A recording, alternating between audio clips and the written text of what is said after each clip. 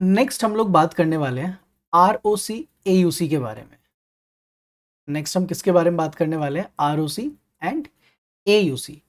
ये है हम लोगों के जो क्लासिफिकेशन के रिजल्ट्स आते हैं, उन रिजल्ट्स को डिस्प्ले कराने के लिए एक ग्राफ बनाया जाता है। तो one of the like most popular दो हमारे पास ये विजुअलाइजेशंस हैं या कैलकुलेशंस हैं जो हम लोग परफॉर्म करते हैं। अब इन सब का फायदा क्या होगा, बेनिफिट क्या होगा, उसके लिए पहले एक प्रॉब्लम स्टेटमेंट को समझना पड़ेगा कि why we have to calculate this ROC and AUC। अब हम लोगों को पता है कि हमारा जो लॉजिस्टिक रिग्रेशन का फॉर्मूला था, हम लोगों का जो लॉजिस्टिक रिग्रेशन का फॉर्मूला है वो ग्राफ पे कैसे वर्क करता है कि आपके पास सपोज ये ग्राफ है और इस ग्राफ में जाकर मेरे पास this is the X, this is the Y, यहां पर मेरे पास है 0, यहां पर हमारे पास है 1। देन ये आपके यहां पर एक्स के जो भी वैल्यूज होंगे वो आ जाते हैं, y में सिर्फ 0 या 1 है और यहां पर हम लोग का है 0.5। तो ये मेरा y है। अब अगर आपके पास दो तरह का डेटा है, suppose you have some classification like this कि कुछ पॉइंट्स हैं जो 0 पर लाई करते हैं और कुछ डेटा पॉइंट्स हैं जो 1 पे लाई करते हैं, यहां इस तरीके से। तो मेरे पास ये दो तरह का डेटा सेट है। अब मुझे पता है कि कुछ चीज़ें हैं जो 0 पे लाई करती हैं, कुछ चीज़ें जो 1 पे लाई करती हैं, यानी कि ये कोई जो 0 वाली जो क्लास है वो हो सकते हैं आपके नॉट इन्फेक्टेड, जो कोविड से इन्फेक्टेड नहीं है, और 1 कौन हो सकता है आपका, जो कोविड से इन्फेक्टेड है। ये किया हम लोगों ने इतना। अब हम लोग क्या करते हैं कि इस पे स्ट्रेट लाइन तो ड्रॉ कर नहीं सकते थे, इसीलिए हम लोगों ने क्या किया, स्ट्रेट लाइन की जगह एक कर्व ड्रॉ किया। ओके, तो हम लोग स्ट्रेट लाइन ड्रॉ नहीं कर सकते, इसीलिए हम लोग क्या करते हैं, एक कर्व जैसा कुछ ड्रॉ करके आते हैं हमेशा, समथिंग लाइक दिस। ये जो हम लोग का कर्व होता है, इस कर्व को बिल्ड करने के लिए ही y is equals to 1/1 plus e raise to the power minus x का फॉर्मूला लॉजिस्टिक रिग्रेशन का यूज किया गया था, उससे हमें ये कर्व जैसा कुछ अचीव होता है। ये जो कर्व है, अब ये कर्व किस बेसिस पे, आप प्रेडिक्शन किस बेसिस पे करोगे कि अब अगर मेरे पास कोई भी नया डेटा पॉइंट आता है, मुझे उसकी प्रेडिक्शन करनी है। लाइक आपके पास लॉजिस्टिक रिग्रेशन का आंसर 0 से अबव होगा और 1 के बिलो होगा। लॉजिस्टिक रिग्रेशन का यही कॉन्सेप्ट होता है कि जब भी कोई वैल्यू आती है इस फॉर्मूले को इंप्लीमेंट करने के बाद, तो वो 0 से ग्रेटर होगा, 1 से बिलो होगा, तो 0 के 1 के बीच में आता है। अगर मेरा रिजल्ट है 0.4 तो आंसर मैं क्या बोलता हूँ, 0। मेरा रिजल्ट है 0.6 तो मैं आंसर क्या बोलता हूँ, 1। रिजल्ट है 0.8 तो आंसर क्या है, 1। रिजल्ट है 0.2 तो आंसर क्या हुआ, 0। किस बेसिस पे हम बोल रहे हैं ये हम किस बेसिस पे बोल रहे हैं, 0.5 के बेसिस पे बोल रहे हैं, क्योंकि हम राउंड ऑफ किसके थ्रू करते हैं, 0.5 के थ्रू करते हैं, क्योंकि यही हमारा राउंड ऑफ को आप क्या बोलोगे, this is the threshold. By default जो हमारी थ्रेशोल्ड वैल्यू होती है वो कितनी होती है, 0.5। तो अगर मैं 0.5 को एज अ थ्रेशोल्ड लेकर राउंड ऑफ करूंगा तो जो भी वैल्यू 0.5 के अबव है वो 1 में चली जाती है, और जो भी वैल्यू आपकी 0.5 के बिलो है वो 0 में चली जाती है। ये हमारे थ्रेशोल्ड 0.5 की वजह से होता है। मैं यहां से इसको कट कर देता हूं। लेकिन क्या ये सारी प्रिडिक्शन सही बताता है? अगर मेरा थ्रेशोल्ड 0.5 है तो क्या इसका मतलब ये क्या परफेक्ट थ्रेशोल्ड है, कि जरूरी है क्या कि 0.5 ही मुझे थ्रेशोल्ड रखना है? ऐसा जरूरी नहीं है, और इसको हम प्रूफ के साथ देखेंगे। कैसे, देखो, सपोज मैं ऐसा बोलता हूं कि मेरे पास अब जितना भी ये डेटा अवेलेबल है, अगर मैं इस डेटा पॉइंट की बात करूं, ये जो व्हाइट कलर का डेटा पॉइंट नजर आ रहा है, मुझे देखना है कर्व पे कहां लाई करता है, यही ग्रीन वाला पॉइंट कहां लाई करता है, देखते हैं। तो हमने इसको यहां पर देखा तो ये 0.5 के नीचे लाई करता है। ऐसे ही ये जो ग्रीन वाला पॉइंट है ये भी कहां लाई करेगा, 0.5 के ऊपर। तो ये तो मिस क्लासिफिकेशन हो गई ना, ये क्या हो गई मेरी, this is the miss classification. Miss classification मैं क्यों बोल रहा हूं, क्योंकि ये जो मेरे डेटा पॉइंट्स है कर्व में जहां भी टच कर रहे होंगे वहां से मैं देखूंगा ना, तो ये पॉइंट इसको टच कर रहा है 0.5 के ऊपर कर्व को, ये भी इसको 0.5 के नीचे टच कर रहा है, तो ये क्या है, मेरी गलत प्रेडिक्शंस है। अब अगर, क्योंकि आपका थ्रेशोल्ड 0.5 है, उसकी जगह कुछ और होता, सपोज आपका थ्रेशोल्ड होता है यहां पर 0.9, तो यानी कि अगर मेरा थ्रेशोल्ड 0.9 होता और ये लाइन उसको वहां टच करती, 0.9 के नीचे ही टच करती, और ये लाइन उसको 0.9 के जस्ट पास में टच करके आती, तो शायद मेरा रिजल्ट इन दोनों वैल्यूज के लिए सही हो सकता था। मैं रिपीट करता हूं इसको, क्योंकि हमारा थ्रेशोल्ड 0.5 है, मैंने बोला थ्रेशोल्ड ले लेते हैं 0.5 की जगह 0.9। अब राउंड ऑफ कैसे होगा? अब कोई भी वैल्यू अगर 0.91 है, 0.9 के कोई भी वैल्यू अबव होगी तो वो ही 1 हो सकती है। तो 0.91 हुआ तो वो 1 हो जाएगा, 0.92 हुआ तो वो भी 1 हो जाएगा। तो कोई भी वैल्यू अगर 0.9 के बिलो हो गई तो वो क्या हो जाएगी? 0। तो ये वाली तो उस केस में बिल्कुल सही हो जाएगी ना प्रेडिक्शन, ये वाली भी सही हो सकती है। तो ऐसे करके क्या हो रहा है कि थ्रेशोल्ड चेंज करने से माइट भी मेरी प्रेडिक्शन थोड़ी बेटर हो जाए, इसीलिए हम 0 से 1 के बीच में सारे थ्रेशोल्ड ट्राई करते हैं। यानी कि मैं अभी सबसे पहले 0.1 से शुरुआत करूंगा कि मेरा जो पहला थ्रेशोल्ड होगा वो क्या होगा? 0.1 होगा। फिर मेरा सेकंड थ्रेशोल्ड 0.2 होगा, फिर 0.3, 0.4, 5, 6, ऐसे करके मेरे पास क्या बनने वाले हैं? अलग अलग थ्रेशोल्ड्स बनने वाले हैं। हर थ्रेशोल्ड पे जो क्लासिफिकेशन होगा उसका कंफ्यूजन मैट्रिक्स बनाएंगे। अभी हमारे पास जो रिजल्ट है उसका कंफ्यूजन मैट्रिक्स हमारे पास है, लेकिन अगर इस डेटा को मैं 0.5 थ्रेशोल्ड के साथ लेकर चलूं कि सपोज आपने बोला 1 2 3 4 5 6, आपने 6 क्लासिफाई किए हैं, बिल्कुल सही। फिर 1 2 3 4 5, आपने 5 क्लासिफाई किए, बिल्कुल सही। यानी कि मेरे पास ऐसा हो सकता है कि ट्रू पॉजिटिव की वैल्यू आपने रखी है 5, ट्रू नेगेटिव की वैल्यू आपने रखी है 6। अब आपके पास फॉल्स पॉजिटिव भी 1 है और फॉल्स नेगेटिव भी 1 है, यानी कि एक्चुअली वो कुछ और है और मेरी प्रिडिक्शन उसको कुछ और बताने वाली है। ऐसे करके एक कंफ्यूजन मैट्रिक्स बनी, लेकिन ये जो कंफ्यूजन मैट्रिक्स बनी है ये बनी है जब आपका थ्रेशोल्ड 0.5 था। अब मुझे एक और कंफ्यूजन मैट्रिक्स बिल्ड करनी है, लेकिन उसका थ्रेशोल्ड 0.5 नहीं होगा, उसका थ्रेशोल्ड 0.1 होगा। फिर एक और कंफ्यूजन मैट्रिक्स बनेगी, उसका थ्रेशोल्ड 0.2 होगा। ऐसे करके एट द एंड मेरे पास 10 तरह के कंफ्यूजन मैट्रिक्स आने वाले हैं। I hope you are getting this, कि जब भी हम लोग क्या करेंगे, एक थ्रेशोल्ड चेंज करेंगे तो नई क्लासिफिकेशन होगी, नई क्लासिफिकेशन होगी तो नया कंफ्यूजन मैट्रिक्स बनाना पड़ेगा। अब अगर आप नया कंफ्यूजन मैट्रिक्स बनाओगे तो उसका बेनिफिट क्या है वो भी अभी हम डिस्कस करेंगे, लेकिन फिलहाल हमें इतनी बात समझ आ गई कि हम लोग जो आरओसी एओसी जो हमारा सीखने का ऑब्जेक्टिव है उसके लिए सबसे पहले हम एक छोटी सी प्रॉब्लम स्टेटमेंट के बारे में बात कर रहे हैं कि हाउ कैन यू से कि 0.5 थ्रेशोल्ड ही आपके लिए परफेक्ट था, क्योंकि आप जब भी राउंड ऑफ करोगे वो 0.5 को एज अ थ्रेशोल्ड लेकर राउंड ऑफ करने वाला है। अब हम बात करते हैं कि ये जरूरी नहीं था कि 0.5 ही मेरा परफेक्ट थ्रेशोल्ड था। हमें मिलता है आरओसी।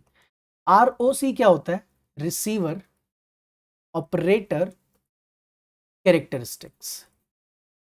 ये हमारा क्या होता है? आरओसी। एयूसी होता है एरिया अंडर कर्व।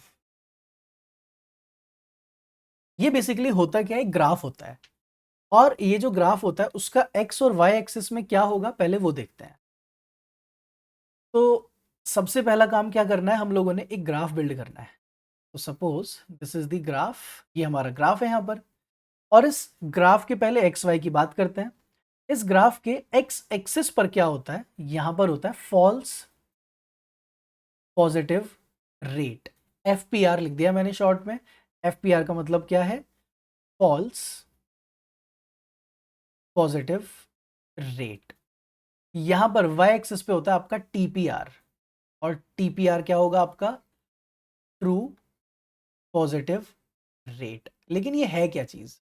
ये वही है जो अभी अभी हमने निकालना सीखा था, दैट इज ये होती है सेंसिटिविटी, ये होती है 1 माइनस स्पेसिफिसिटी। स्पेसिफिसिटी नहीं होगी ये क्या होती है? 1 माइनस स्पेसिफिसिटी होती है। ये होता है हम लोगों का एक ग्राफ एफपीआर वर्सेस टीपीआर का बनता है। तो क्योंकि हमने सेंसिटिविटी और स्पेसिफिसिटी निकालना सीखा था, इसीलिए अब यहां पर हम प्लॉट करना शुरू करेंगे। लेकिन प्लॉट क्या करेंगे? एक्स एक्सिस और वाई एक्सिस पे। अरे ऑब्वियसली जो कंफ्यूजन मैट्रिक्स आपने लिखा है उसको अलग अलग थ्रेशोल्ड पे हमने गेट किया था। अलग अलग थ्रेशोल्ड्स पे अलग अलग थ्रेशोल्ड्स पे अलग अलग कंफ्यूजन मैट्रिक्स बने थे। अगर मेरे पास 10 कंफ्यूजन मैट्रिक्स हैं तो मेरे पास 10 क्या होंगे? सेंसिटिविटी। मैं इसको सेंसिटिविटी की जगह टीपीआर लिख दूं, और ऐसे ही मेरे पास 10 एफपीआर भी होंगे, फॉल्स पॉजिटिव रेट। क्योंकि हर कंफ्यूजन मैट्रिक्स से मैंने क्या निकाल लिया? True positive rate and false positive rate. ये मैं क्यों निकाल रहा हूं? ये पता करने के लिए कि बेस्ट थ्रेशोल्ड मेरे डेटा का क्या होना चाहिए। कि 0.5 तो रैंडम होता है, बाय डिफॉल्ट होता है, वो जरूरी नहीं है कि 0.5 थ्रेशोल्ड लेकर ही सही आंसर मिलने वाला था। इसीलिए हम लोगों को इस ROC AUC ग्राफ की जरूरत पड़ती है। अब सबसे पहले आपने क्या किया, 10 कंफ्यूजन मैट्रिक्स बनाए। हर कंफ्यूजन मैट्रिक्स से आपने क्या निकाला, TPR एंड FPR गेट किया। जो भी आपका TPR FPR आएगा तो वो कुछ ऐसे प्लॉट करना हम उसको ग्राफ पे शुरू कर देंगे। तो बेसिकली सबसे पहले क्या होता है, 0 0 रखता है अपने पास यहां पर। This is, suppose this is 1 और यहाँ पे ये 1 है, तो बाय डिफॉल्ट क्या होता है, 1 1 पे ही प्लॉट हो जाता है हम लोग का एक डेटा पॉइंट। ऐसे भी कंफ्यूजन मैट्रिक्स होगा बाय डिफॉल्ट जो आपको यहाँ प्लॉट करके देगा। क्योंकि ऐसा सोचेंगे ना कि जब आप 10 कंफ्यूजन मैट्रिक्स ले रहे हो, 0.1 से 0.9 या 0 से लेकर 10 तक आपने जो भी राउंड ऑफ लिया, तो सबसे पहले अपने पास एक यहाँ पर एक पॉइंट प्लॉट हो जाएगा 1 1 पे। फर्स्ट थिंग, 1 1 पे प्लॉट होने का मतलब ये है कि आपने क्या किया, सबको करेक्टली क्लासिफाइड किया जो 1 वाले थे, लेकिन जितने भी फॉल्स वाले थे उनको सबको गलत क्लासिफाई किया है। तो मैं रिपीट करता हूं, इसका मतलब क्या हुआ कि जिनको कोविड था उनको आपने बिल्कुल सही क्लासिफाई किया, लेकिन जिनको कोविड नहीं था उनको सबको गलत क्लासिफाई किया। 1 1 का मतलब ये होता है। तो इसका मतलब ये तो एक अच्छा थ्रेशोल्ड नहीं था, बट स्टिल हम क्या करते हैं, इसके साथ एक थ्रेशोल्ड ड्रॉ करते, मतलब इसको यहाँ 0 0 के साथ कनेक्ट कर दिया जाता है। तो आप क्या करेंगे, यहां से इसको उठाकर कनेक्ट कर देंगे ऐसे करके, तो ये हमारा कनेक्ट हो जाता है। ठीक है, कनेक्ट क्यों किया उसका भी रीजन आएगा अभी। ये पहली चीज हो गई। अब नेक्स्ट पे जाएंगे। अब नेक्स्ट हमारा क्या आएगा कि जो आपका फर्स्ट वाला जो TPR FPR आपने निकाला था, यहां से हम क्या करना शुरू करेंगे, 1 बाय 1 अपने प्लॉट्स करने शुरू करेंगे। ये पहला होता है। अब उसके बाद में कम होता चला जाएगा। ऐसा मैं निकाल नहीं रहा हूं, बट ये कम ही होता है जनरली, कि जब भी आप निकालोगे अलग अलग जाकर, क्योंकि आपने सोचो ना कि बाय डिफॉल्ट अपना एक 0.1 लिया था थ्रेशोल्ड, तो उस पर कुछ आया, 0.2 लिया उस पर कुछ आया, तो ऐसे करके एक एक करके कम करता चला जाएगा। फिर 3 पे माइट भी कुछ और आ सकता है। अब आपको क्या करना है कि 3 पे भी सपोज मेरे पास एक और कम हो गया, तो इन सब का मतलब हो क्या रहा है कि अब थोड़ा बेटर हो रहा है। क्योंकि 1 1 का मतलब क्या था कि ये तो सारे सही थे लेकिन ये सारे गलत थे। अब क्या हो रहा है, इसका मतलब ये हुआ है इस बार जो ये कम होता जा रहा है कि हाँ जी ये वाले बिल्कुल सही हैं और थोड़े थोड़े ये वाले भी सही होते जा रहे हैं। इसका मतलब ये है। इसके बाद नेक्स्ट पॉइंट आपका कहीं ऐसे भी जा सकता है, स्लाइटली थोड़ा डाउन चला गया, इसका मतलब ये थोड़े से गलत हो गए, थोड़े से, ये मतलब ज्यादा गलत नहीं, थोड़े। क्योंकि जब ये 1 चल रहा है ना, तो ये मेरा गलत चल रहा है यहाँ पर, उस केस में ये ठीक नहीं चल रहा। लेकिन अब जैसे ये थोड़ा कम हुआ, ये थोड़ा कम हुआ, तो माइट भी बेटर आ जाए। फिर मेरे पास यहाँ पर एक पॉइंट आ सकता है, यहाँ पर एक पॉइंट आ सकता है, तो समथिंग लाइक दिस, ऐसे करके आपके पास ना एक सेचुरेशन आ जाएगा एक टाइम बाद, जितने भी आपने थ्रेशोल्ड्स लिए होंगे सब पे जाकर। ऐसा कुछ आपका आउटपुट नजर आना आपको शुरू होगा जब आपने 10 बनाए, 1 2 3 4, 1 2 3 4 5 6 7 8 9 10, परफेक्ट। तो क्योंकि मैंने 10 ट्रू पॉजिटिव और 10 फॉल्स पॉजिटिव रेट्स यूज किए होंगे, तो डेफिनेटली मुझे कुछ ऐसा ही, मतलब 90% समझ लो आपको यही डेटा पॉइंट्स मिलने वाले हैं अपने FPR और TPR के, ये गारंटेड है। तो आप चाहें तो उन 10 कंफ्यूजन मैट्रिक्स को बनाकर देख सकते हैं और उनको बनाने के बाद आपको एक कंफर्मेशन मिल जाएगा कि हाँ मेरे पास कुछ इस तरह का एक ग्राफ ड्रॉ हो जाता है। ये हम लोग का अभी ग्राफ हुआ। अब हम क्या करेंगे, फाइनली इस ग्राफ को उठाकर ज्वाइन कर देंगे। ज्वाइन कैसे करेंगे, ऐसे, ये जो डॉट्स हम लोग की बिल्ड हुई हैं, इन सभी डॉट्स को हमने ज्वाइन कर देना है। और ये ग्राफ इस डायरेक्शन में चल रहा है ऐसे। ये हमारा बना फाइनल ग्राफ। सो फाइनली अब हमें यहां से एक पॉइंट निकालना है, यानी कि अब इसको बनाने का फायदा क्या हुआ, अब इसको एक ऐसा पॉइंट हमें निकालना होता है जहां से मैं देखूं कि सबसे पहले इस पॉइंट की बात करें तो सारे TPR, मतलब जितने भी लोग को कोविड था उन सबको सही क्लासिफाई कर दिया, जितने लोगों को कोविड नहीं था उन सबको गलत क्लासिफाई किया। इसका मतलब ये था। इसका मतलब क्या हुआ कि जितने भी लोगों को कोविड था उन सबको तो कर ही रहे थे, लेकिन जो गलत वाले थे वो थोड़े कम हो गए। फिर यहाँ पर और कम हुए, यहाँ पर और कम, यहाँ पर और कम। ये एक ऐसा पॉइंट मिला जहां मुझे परफेक्ट थ्रेशोल्ड मिलता है। मतलब कि ये एक ऐसा डेटा पॉइंट है कि यहां पर मैं बोल सकता हूं कि जिन लोगों को कोविड नहीं था उनको मैंने ऑलमोस्ट अच्छे से क्लासिफाई कर दिया है यहाँ पर, और जिन लोगों को कोविड था उनको भी मैंने ऑलमोस्ट अच्छे से क्लासिफाई कर दिया है इस थ्रेशोल्ड पे। अब ये जो थ्रेशोल्ड है ये कुछ भी हो सकता था 0.1 से 0.9 के बीच में। जरूरी नहीं है कि 0.5 वाला थ्रेशोल्ड है, हो सकता है 0.6 का थ्रेशोल्ड है, हो सकता है 0.7 का थ्रेशोल्ड है। वो डिपेंड करता है कि किस पर्टिकुलर कंफ्यूजन मैट्रिक्स में ये हमने प्लॉट किया था। ये होता है फाइनली आपका आर ओ सी। अब दूसरी जो चीज थी हमारी वो थी A U C, that is the area under curve. और एरिया अंडर कर्व क्या होता है, ये जितना भी एरिया है ये अंडर कर्व ही तो है। तो आप क्या करते हो, यहाँ पर इसको ज्वाइन कर देते हैं, तो बेटर एक स्ट्रेट लाइन बना दें यहाँ पर ऐसे करके, और इस एरिया को आप क्या करते हो, कलर से फिल कर देते हो। तो मैं इसको ऐसे, अभी परफेक्ट ऐसा कोई कलर से मैं फिल नहीं कर रहा हूँ, रैंडमली कुछ कर देते हैं, सपोज समथिंग लाइक दिस। तो ये जितना भी एरिया है ये सब क्या है हमारा, this is the area under the curve. ये पूरा एरिया, ये सब आपका एरिया अंडर द कर्व है। ये होता है हम लोगों का R O C and A U C.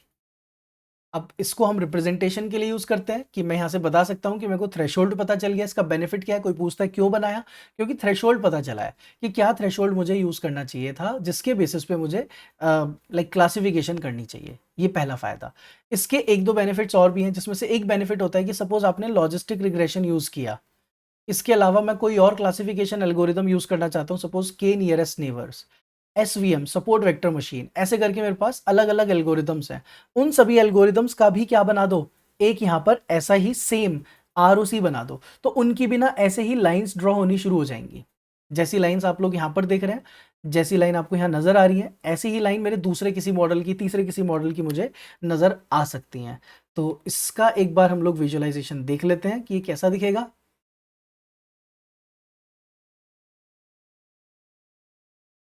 Are O C and A U C curve show करते हैं। तो जैसे ही R O C A U C search करते हैं, बिल्कुल वैसा ही ग्राफ मिलेगा जो अभी अभी हमने देखा था। ये आप देख सकते हो, जितने भी एग्जाम्पल हैं सबका आउटपुट सेम है सबका। और जहां पर आपको 3 से 4 अलग अलग तरह की लाइनें नजर आ रही है, इसका मतलब ये है कि ये एक अलग मॉडल है, ये दूसरा मॉडल है, तीसरा मॉडल है, चौथा मॉडल है, यानी कि इसने 4 4 मॉडल ट्राई किए हैं। तो इसने लॉजिस्टिक रिग्रेशन के साथ हो सकता है कोई और एल्गोरिदम भी ट्राई किया हो। तो ये हमारे पास अलग अलग तरह के ग्राफ हैं, बट ऑब्जेक्टिव सबका वही है कि हाँ are O C A U सी से मैं कुछ थ्रेशोल्ड्स की वैल्यू गेट कर सकूं। ये हो गया हम लोगों का R O C and A U C.